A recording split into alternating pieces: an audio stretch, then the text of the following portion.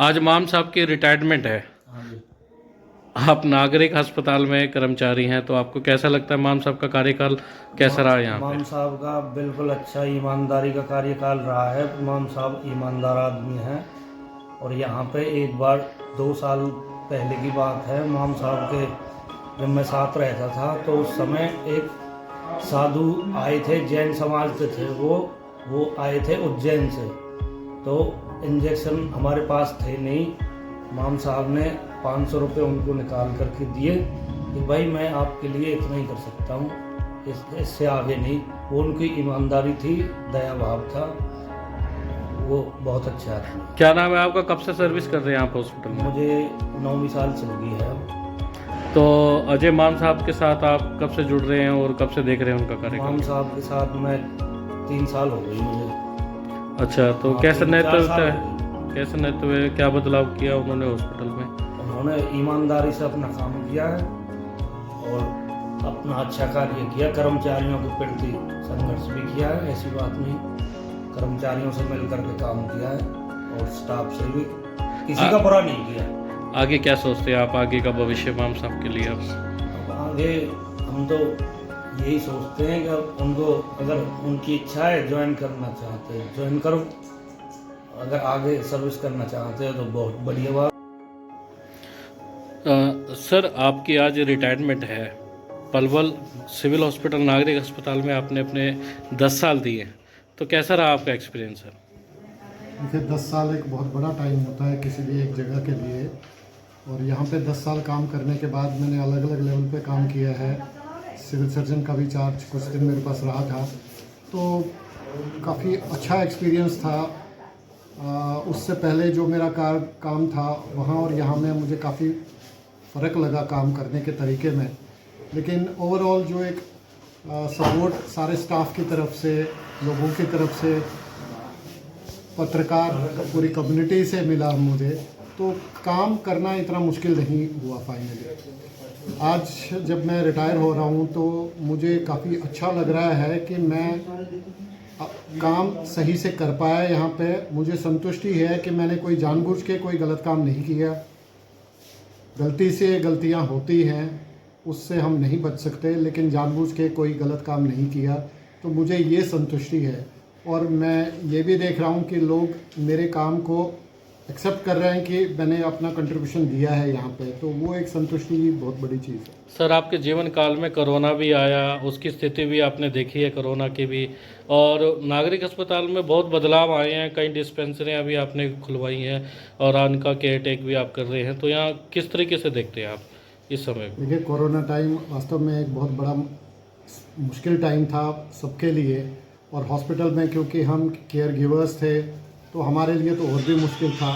हम लोग खुद भी लोगों को सेवा देते देते उसमें खुद ग्रस्त हुए, हमारे परिवार ग्रस्त हुए, कुछ हमारे परिवार में भी क्षतियाँ हुई।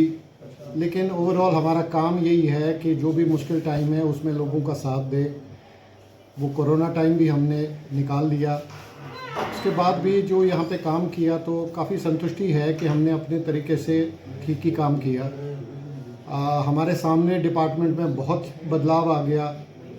एक टाइम था जब एक चिट्ठी ही चंडीगढ़ से 10 दिन से पहले नहीं पहुँचती थी फील्ड में, और आज ये है कि कुछ सेकंड में ही ऊपर से एक चिट्ठी हमारे पास आती है और एक लिमिटेड टाइम में वो उसका जवाब भी मांगते हैं। 2 घंटे में, आधे घंटे में ऐसे जवाब मांगा जाता है। तो ये एक बहुत बड़ा बदलाव हमने अपने सर्विस पीरियड में देखा है। लेकिन टेक्नोलॉजी फाइनली तो हमारे काम को सही ज़्यादा बेहतर करने के लिए ही है। तो मैं यही मानता हूँ कि आगे चल के डिपार्टमेंट और अच्छा कार्य करेगा और लोगों को ज़्यादा बेहतर सुविधा देगा। सर, देखा जाए नागरिक अस्पताल में अभी काफ़ी सुविधाओं का अभाव है और आपने भी रिक्रूटमेंट के लिए आगे कह रखा है, तो उसको लेकर आप क्या कहेंगे कि ये कब तक कार्य हो जाने चाहिए, कैसे? देखिए, मैं यही कह रहा हूँ कि हमारे कार्यकाल में ही डिपार्टमेंट में बहुत बदलाव हुआ है, बहुत सारी नई सुविधाएं स्टार्ट की गई। तो जो ये बदलाव वाला पीरियड होता है, जब सुविधा आपने और बढ़ाई, मैन पावर या जो आपके पास बजट है वो अभी उसके पर्याप्त नहीं है, तो थोड़ी बहुत वो डिफरेंस उसमें रह जाती है। तो ये विद टाइम ये सब चीज़ें ठीक हो जानी चाहिए।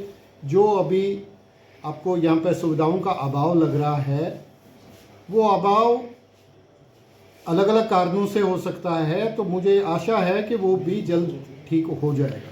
सर, आपके निजी ज़िंदगी के बारे में जानना चाहूँ तो आपने जब ज्वाइन किया था किस पोस्ट में और कहाँ पे आपकी पहले की ज्वाइनिंग थी? कि मेरी पहली joining as medical officer PHC Sehlang है, एक गांव है सेहलंग, महेंद्रगढ़ डिस्ट्रिक्ट में, वहाँ मेरी फर्स्ट ज्वाइनिंग थी।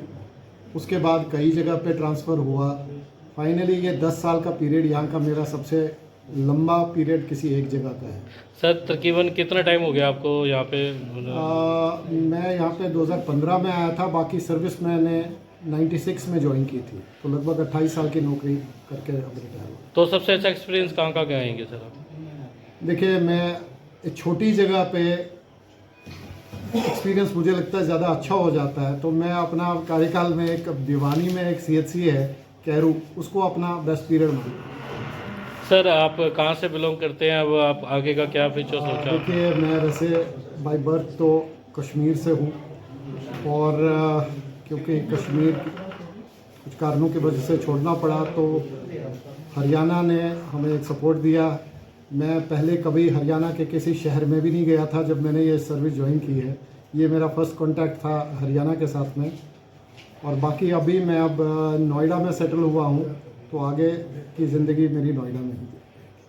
तो आगे का आप अपना प्लान अपने क्षेत्र नोएडा में अभी दें? मैं कुछ टाइम तो रिलैक्स करना चाहता हूँ, और फिलहाल अभी नोएडा में ही रहूँगा। थैंक यू सर, हमसे बात करने के लिए।